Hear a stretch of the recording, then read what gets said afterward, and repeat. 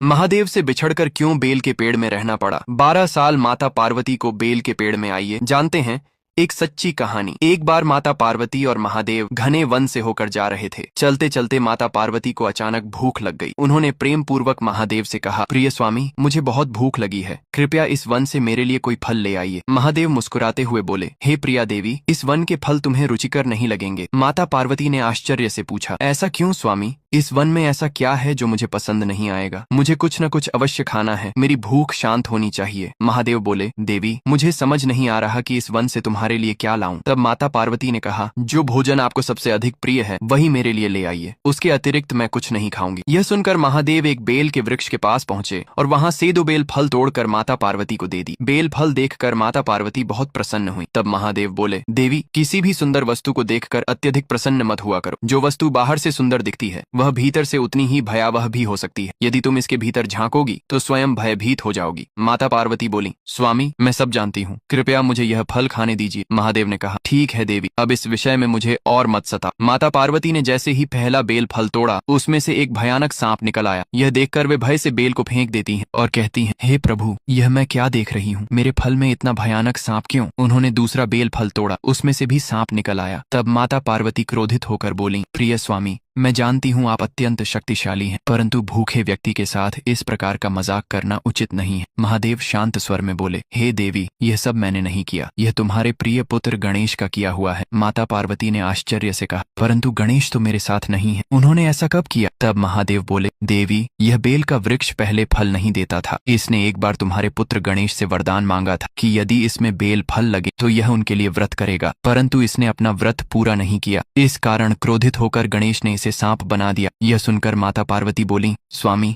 मैं अपने पुत्र गणेश के लिए व्रत करूंगी ताकि यह वृक्ष अपने शाप से मुक्त हो जाए। महादेव जोर से हंसते हुए बोले, हे देवी, केवल व्रत करने से यह शाप मुक्त नहीं होगा। इसके लिए तुम्हें 12 वर्षों तक इसी वृक्ष में वास करना होगा और इस दौरान तुम्हें इसके पत्तों के अतिरिक्त कुछ भी नहीं खाना होगा। माता पार्वती ने दृढ़ स्वर में कहा, मुझे यह स्वीकार है। तब महादेव भावुक होकर बोले, देवी, तुम्हारे अतिरिक्त इस धरती पर कोई भी यह तपस्या नहीं कर सकता। तुम स्वयं आदि शक्ति माँ दुर्गा हो। तुम समस्त जगत के दुख और कष्ट अपने ऊपर लेकर उनका आर्ण चुकाती हो। यह कहकर माता पार्वती उस वृक्ष में समा गई। महादेव उस वृक्ष के नीचे बैठकर तपस्या करने लगे और करुण स्वर में बोले, मेरी अगली कथा देखने के लिए लाइक और सब्सक्राइब करें।